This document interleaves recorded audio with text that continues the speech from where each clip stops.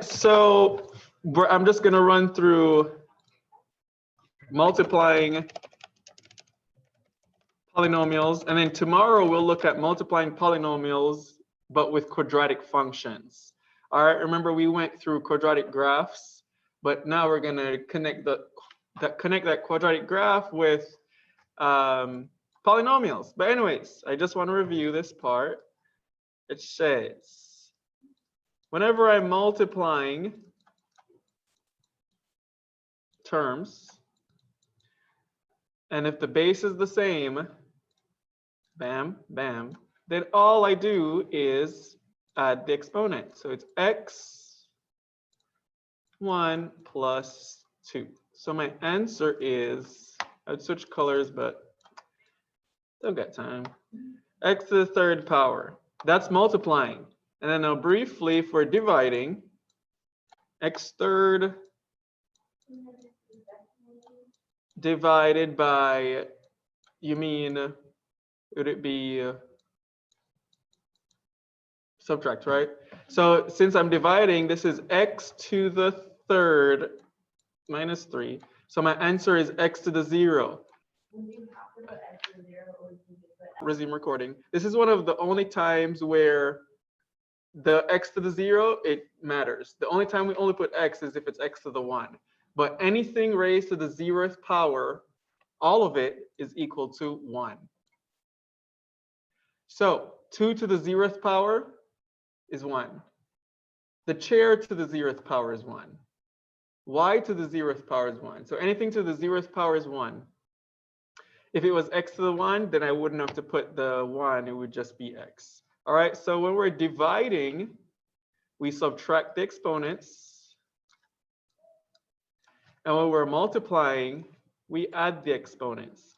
Keep in mind that this could be written in many forms. I could write it like this with parentheses. I could write it like this with the big dot. I could write it like the way I did it just now, x to the 1 times x to the 2. The same rules apply, but they'll oftentimes use different signs to trick people, because then it's like, what do I do now?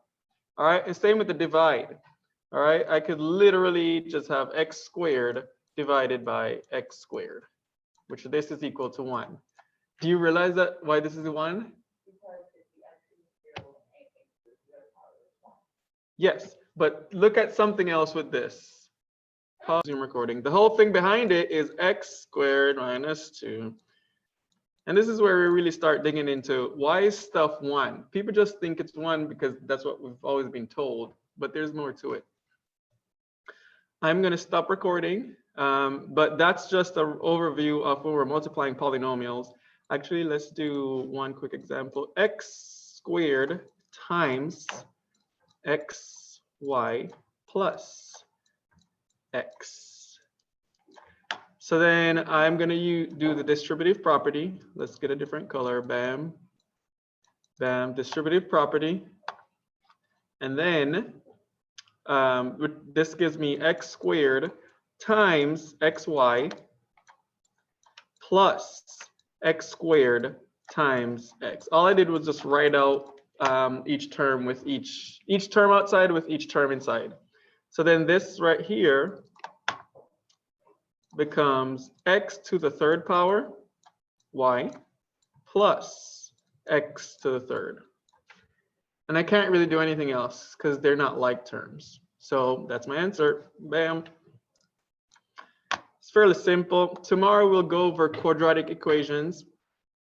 This is a good time to review whenever you have free time before we start class tomorrow, what quadratic equations look like and what they are.